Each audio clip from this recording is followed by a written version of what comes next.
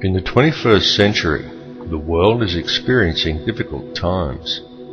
No matter how one chooses to look at things or how much of a positive attitude one tries to adopt, there is still a great deal of uncertainty amongst most people in regards to the future.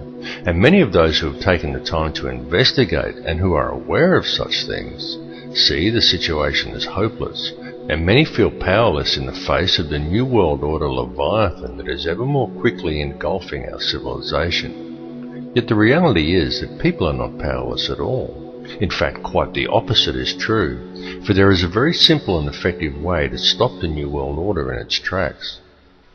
Let's be honest about it. The system that we live under is corrupt. It's rotten to the core. It's about self-service, and it's run by psychopaths and criminals, and everyone knows it. And they get away with it, and the world continues along in this dysfunctional manner, simply because we let it continue. So stop going along with it. Understand that the way to bring about real change in the world is through non-compliance to the system. And many ask, what is non-compliance? Does this mean I should quit my job and burn all my money? And the answer to any questions such as these is no, of course not. Non-compliance is about doing the right thing. It's about disconnecting yourself from the system, being responsible for your thoughts, your actions and your intentions, and it lies very much in realizing your own potential. Do what is right in all that you do. Realize your connection to others and think humanitarianly rather than economically. Don't base your life on the collection of useless trinkets or on social status. Do what is right in your heart. And doing what is right, understanding whether what you are doing is the right thing or not, is not something you have to decide. It's something that you already know in your heart if you would just look and be honest with yourself. If you are doing something that you need to justify to yourself with inner dialogue, then chances are that you're doing the wrong thing and are simply trying to talk yourself into allowing it. You know this. Knowledge of it is within your heart. You just have to look and you will find it. Understand how the energy works. Be aware of the energy you are drawing into yourself, of what you are manifesting with that energy, and what type of energy you are contributing back to the energy supply for others to draw upon. This is truly how it works. Realize your potential as a human being. Forget the imaginary restraints that have been placed before you by the academic system and the limitations you are told exist by science and religious teachings, and look at the whole spectrum, because the fact is that each of these institutions functions only to compartmentalize knowledge. Each exists for the very purpose of limiting the scope of your understanding by locking you into a contained and restrictive paradigm. And until people begin to look beyond such imposed limitations, open their minds and make the connections between religion and science, they are never going to make the connections to themselves, to this reality, and to the Creator that men have called God. But to do this, and to gain a real understanding, requires both acceptance and self-responsibility. It requires that people act in a proactive manner. There are many who find such things difficult, those who would prefer someone else to come and save them. Yet such people desire the impossible, for they desire to be delivered into salvation and utopia without ever understanding the true nature of their world or even themselves. And this is very often due to the limitations of an imposed belief system. Now you can talk to those who embrace religion. You can sit them down and you can talk to them about God and about Satan, and they will converse with you eagerly, and they all very much believe in such things. But as soon as you put things like science, galactic laws, numerology or astrotheology into the equation, many just shut off. They say it's God's will, and they sit back and they wait for Armageddon. And some will even go so far as to say the pursuit of such higher understandings is demonic. And though on a different level, it's the same with many scientists. They understand the mechanics of it all, but many refuse to add spirituality into the picture and only adhere to laws that can be applied on a mechanical level. Both approaches are inherently flawed because neither will consider the arguments of the other, and both refuse to take into account, allow for and even embrace the true nature of feelings and emotions. Yet feeling and emotion is the key to it all. Feeling and emotion is the language that is used to create and to mold reality. Feeling and emotion is the true nature of prayer, and it is also the language by which man may communicate with the Creator. What is the true nature of that divine entity that man has named God? The intelligence that underlies all, the fabric that permeates all realities. The Creator exists as one, a single consciousness that is in essence a duality, both male and female, the Alpha and the Omega. This is why in religious text in which the Creator speaks, it is in the plural.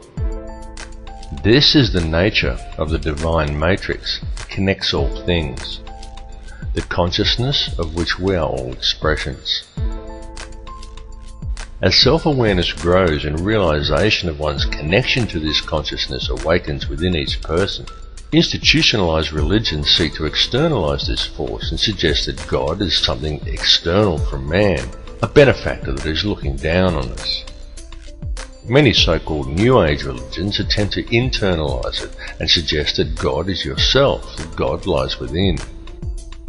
But both of these understandings are erroneous. Every being in creation, both you and I and every other person in this reality, is an eternal living soul expression of God, of the consciousness of the Alpha and Omega, just as every soul is male-female in nature. Yet despite this, our world, our species, and our consciousness is today rampant with division and distrust that is wholly illusionary and has been deliberately engineered into being. The manufactured creation of an institutionalized society. This has been going on for a very long time, and it has reached extreme proportions over the last century. During this time, man as a species has been shifted so far from his center and so far away from true reality that we have almost completely lost our humanity. We have been trained to be totally dependent upon the system. We have been robbed of our will, of our self-esteem, and our independence. We have been trained to believe whatever the TV tells us, and to think that image, social status, and the collecting of meaningless trinkets is the meaning of life. But most importantly, through television, the mass media, and through the ingestion of brain-inhibiting toxins such as fluoride, we have been robbed of our power to think critically and objectively. And most dangerously of all, through these same machinations, we have been robbed of our life skills. This last fact alone has placed mankind in the most vulnerable position of our entire recorded history. For at this point in time, we are, almost each and every one of us, completely dependent upon a corrupt corporate apparatus for our survival, an apparatus that places profits before people. It has nothing at all to do with the true nature of man, of our place upon and relationship to this earth or to each other. Yet we depend upon it for our food, for our housing, for our information, and even for our entertainment. It tells us what to do, where to go, what to look like, what to eat, how to dress, how to act, and what to think about the world and about each other. And we obey it while the world around us is raped. And if this corporate apparatus were suddenly to fail or shut down, every supermarket shelf in the world would be almost completely empty, and every resource we take for granted as being on hand for our daily lives would be depleted in a matter of just 3 days. And what then? Because if a person from almost any level of modern society was suddenly to be left alone to fend for themselves, there are very few who would be able to survive. It is of the utmost importance that mankind wake up to the reality of this and to the true situation the world is facing. Because the future we are allowing to be created, and to which we are also allowing ourselves to literally become completely enslaved to and totally dependent upon, is not going to be a future worth living in.